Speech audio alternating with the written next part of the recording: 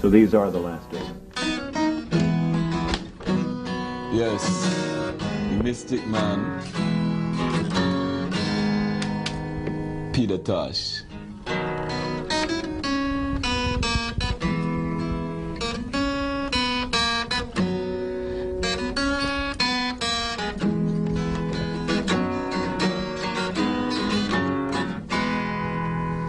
So Peter, where do you see reggae music eventually?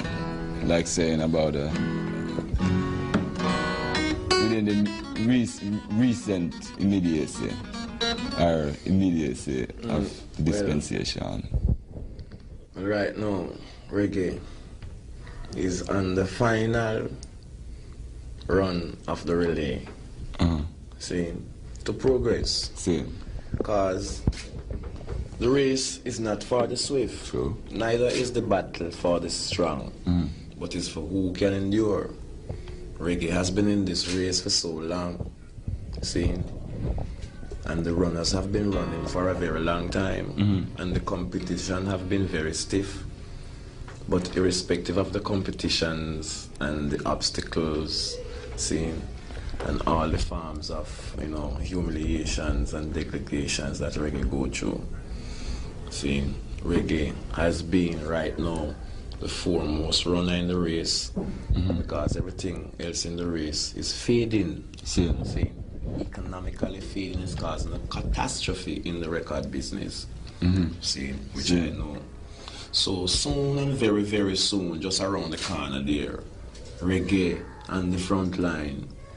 See, and disco gone down. Well, I believe the people is really ready for something that is uplifting to their psychological mentality, True. Reggae music is that music. Peter, I really want to wish you a lot of success.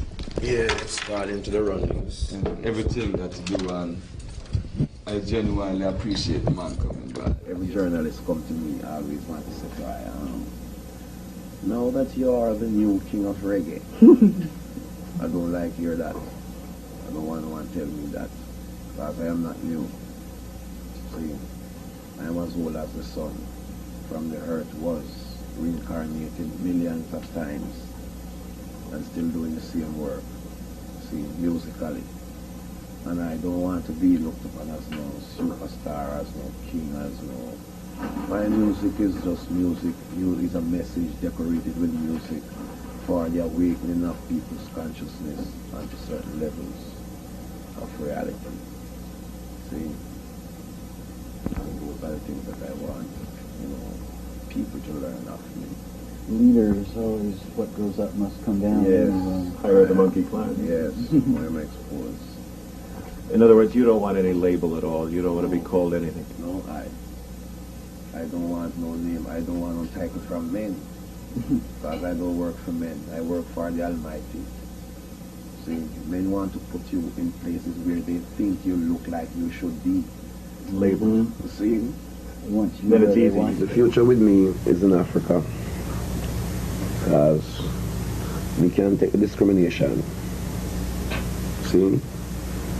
And I remember where I came from, or where I'm coming from, I don't intend to go back there anymore, because I don't walk backwards. Forward ever, backward never. Don't look back. And my song said, Mama, Africa.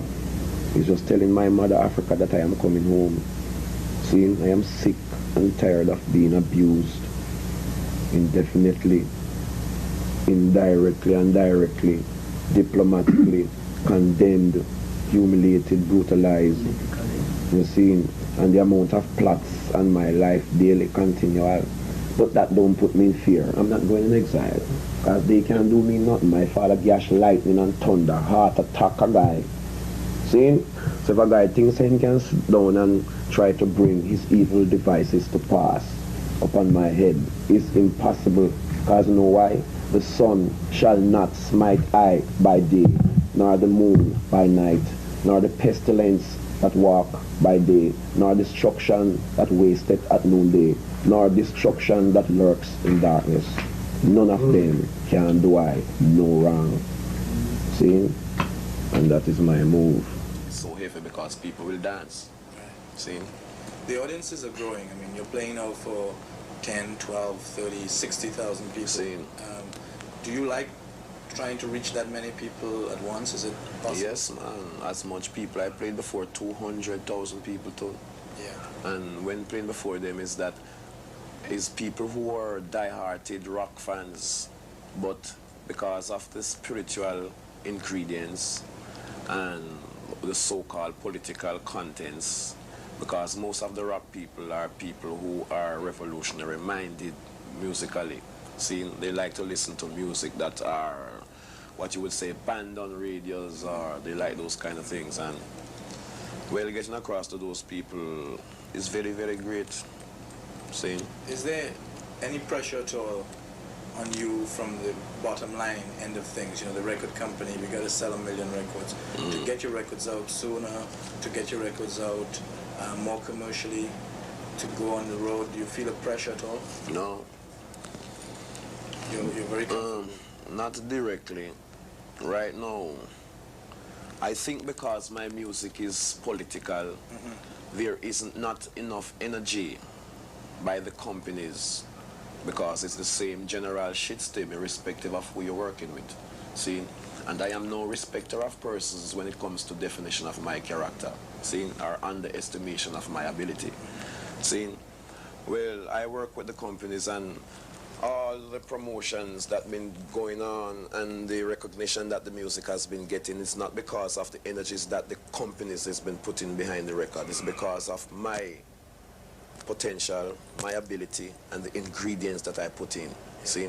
Because many times the companies come to see me perform and was totally shocked and amazed, see, to see that this is someone who they are underestimating their ability, and to know that person, because they tell me that every time. Yeah. In a way, they are subsidizing somebody who is actually undermining the shit stain. True.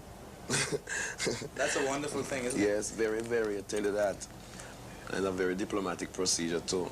Yeah. Yeah. Well, at the moment, the situation of reggae is the ministers of the shitstem is busy fighting reggae music drastically, and they are trying to use every form of ways to eliminate reggae from the presence of the people's mind and existence. And that's the same way they try to eliminate the presence of herb and eliminate the presence of the Rastaman, because what the Rastaman represents is positivity. À 40 ans, Peter Tosh est le survivant d'un groupe de musiciens jamaïcains des années 70, les Wallers, dont le moins célèbre ne fut pas Bob Marley. Très sûr de lui dans son mysticisme. I am glad you made mention of this, and I am also glad that representatives of EMI, my recording company, is here to hear you saying that bomboclat, because these are the things... Let's take it a step further and see how many copies are going to sell in Japan as compared to United States. I know that. See? See? All these things are intentionally done to exploit the artists. See? What if the people want the video bad enough? Believe me, they got it. I got it to them. I don't even like hear them rascal thing there, but I don't even talk to them yet, but I am only glad you mentioned that, my dear, and thank you very much. Video is important for us. Yes. And they don't do nothing for that. Is that I want to know if it's too bomboclat black for them, or it's too right for them, because it's not wrong, because people don't want wrong things. But in a way, we've had to start companies which are reggae video companies, or this video company, or that video company, that just deal with that, because they don't. I know that. And that's what I have. Well, my dear, I'll show you like no. When you mention this, I'm very glad you mentioned this, because, you see, as I say, these are the things, I don't cut you as I say. I'm sorry, with that record, was there a record for that video? A record? Yes, yes. So why can't the video be, so why can't the video be released at the same time? For example, when I asked EMI why is not the live album released, they told me they released 40,000 America. In one day, it sold off. So? One day. Seen, and no more was put out from that time. These things are the things that I bomboclat talk about. And when I get so fucking upset, I don't bother blood clot talk English bomboclat grammar, because them things that get me very bomboclat upset. Seen? And all because, you know why? I am not singing darling, I blood clot, love you, and come shake my rask, and I swim the ocean and climb the mountain. See? And that not going to change me. See? Because I am going to kill the fuckery out there. And people is going to be in demand for the truth. People is sick and tired of hearing bomber clot, get down, shake your fucking booty. See? People is sick and tired of hearing darling, I blood clot, love you. You turn on the fucking radio 24 bomber clot hours a day. You hear darling, I love you. A man wouldn't sing to the almighty rasclat. Him love him woman more than the creator who create the sun, the moon and the bomber clot star. I sick and tired of hearing that bomber blood clot. See? Well, at the moment, the situation of reggae is the ministers of the shitstem is busy fighting reggae music drastically, and they are trying to use every form of ways to eliminate reggae from the presence of the people's mind and existence. And that's the same way they try to eliminate the presence of Herb and eliminate the presence of the Rastaman, because what the Rastaman represents is positivity. Peter, I want to take a quick trip down memory lane with you. Chuck Kroll has been photographing you since 1973, and I want to show you a couple of pictures and ask you what you remember when you see them, if that's all right with you. This is in a motel on the tour in 1973, and I'd like to clear up some things. As I understand it, you and Joe Higgs and Bob toured as the Wailers as opening act for Sly and the Family Stone for 4 shows, and then you were abandoned in Las Vegas? Is that what happened? Well, yes, we were supposed to do about 12 shows with Sly and the Family Stones, and it worked out that the singles were too dangerous, and it was creating a competitive scene. You were doing better than Sly, huh? Maybe it looks up, so we end up doing only 4. And where did you end up? Were you left in Vegas? I believe Las Vegas, yeah, Las Vegas. Why are those backward history able to concentrate on them because they are frustrations of the mind. There's Joe Higgs. Yeah. Joe taught you to sing harmony, Taught I to sing harmony. No one taught I to sing harmony. I was born a singer. Yeah, man. But Joe did work with the early Wailers, right? Yes, man. Joe was, as an elder one in the music scene, used to direct I and I in the system because he was in the music scene before I and I. Higgs and Wilson. Yes, man. But I know to sing harmony from I was born. Do you remember anything specific about those kind of clinical sessions that Joe Higgs would have in Trenchtown? You mean what kind of session? Where people would sit around and jam, and yet he would stop the jam and say, "Oh, wait a minute, that's off key. Sing that note again." Yeah, man. Yes, man. Yeah, man. Yeah, man. Were they in Joe's yard? Yeah, man. It's on 3rd Street, between 3rd Street and 2nd Street. We have to cut to change it. All right, next up is a picture taken in 1978 at the Burbank Starlight Amphitheater with Peter Tosh and Bob Marley, and to the best of my knowledge, these pictures are the only show that you and Bob did together outside Jamaica since the breakup of the original Wailers. Is that right? Mm-hmm. What caused you to come on stage that night? Well, I am always motivated by the Spirit. And whatsoever the Spirit say do, I do. With a strong nature, without doubt, in spirit. So I was like invited to the show tonight, and came to the show, and Bob was performing. I came there when the show was almost finished, and he was then singing "Get Up, Stand Up," which I just came to us as he reached the verse that I sang originally on the record. I just walked in and take the mic and sing my part. Now, did he know you were going to come on stage? No. He really didn't? No. Great. Look at the expression on his face. Yeah, man.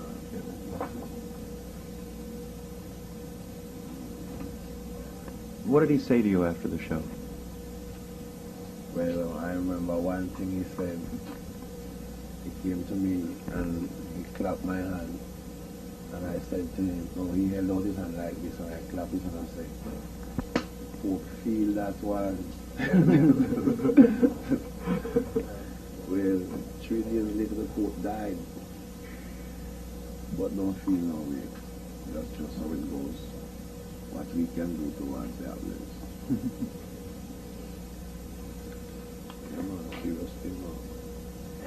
I remember you told us that you were writing a song called Here We Are Together Again for you and Bob and Bunny to sing, and then I think I mentioned that we saw Bob about a month after that when he was here, and he said he'd be willing to sing it, except right now you were on different roads, but it could be the same road again, and then he would consider singing it. I asked him specifically if he would. He said, well, yes, sure.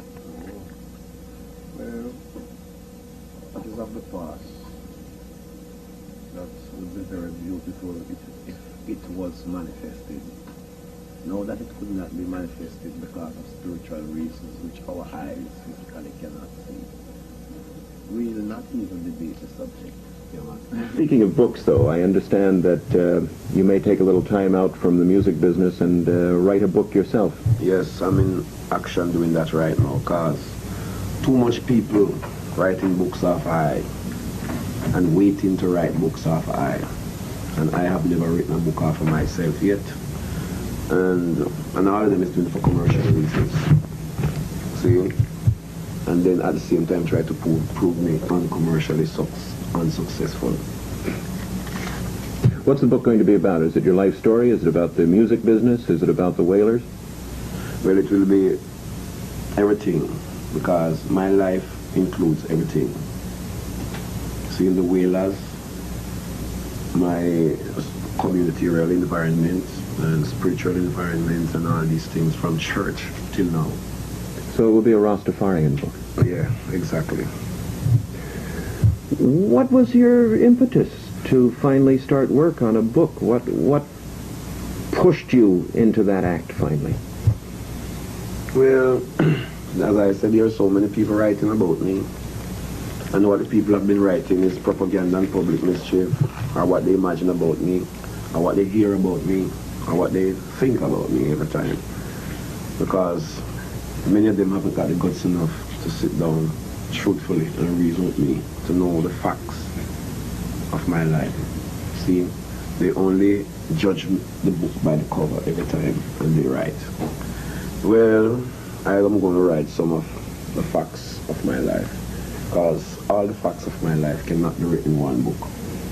That would be an encyclopedia. See? But chapter 1 is ready. Yes, chapter 1 is in function right now. 1 Peter, chapter 1.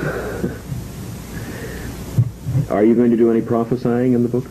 Prophesying? I've always prophesied. I know, that's why I asked.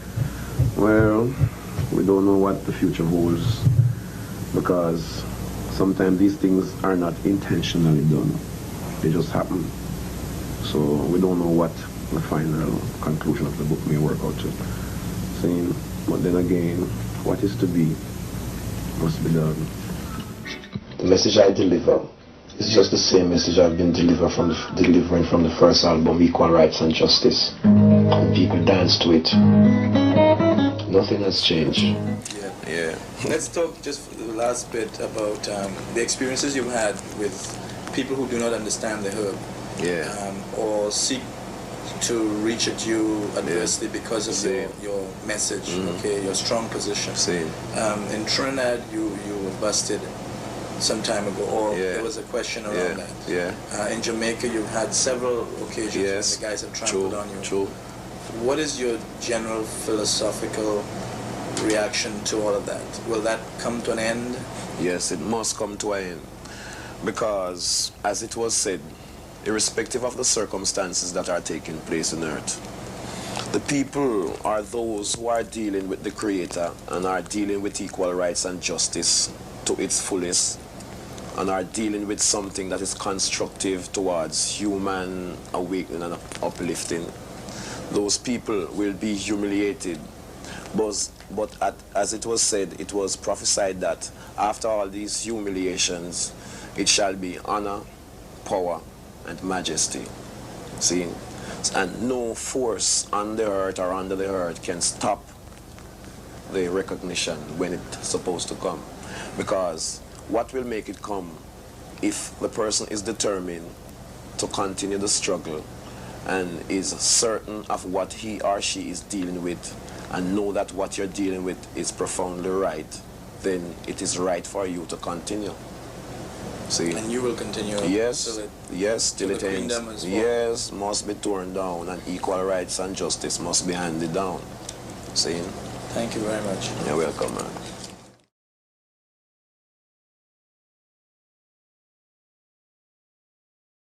The man drop whole heap of knowledge and wit. Then call it wisdom, but me call it wit. Whole heap of knowledge and intelligence the man have, you know. So we can see that the man did have a lot of conversation and interviews at a certain point where him spill a whole heap of information and knowledge. And he was a herbalist. And some people even saying that's why he got killed, because of certain truths that, you know, them have hidden up and, you know, all these things. So we're going to discuss some more of that later, but as of now, we'll go through some of the knowledge. Subscribe, like, and share. Blessings.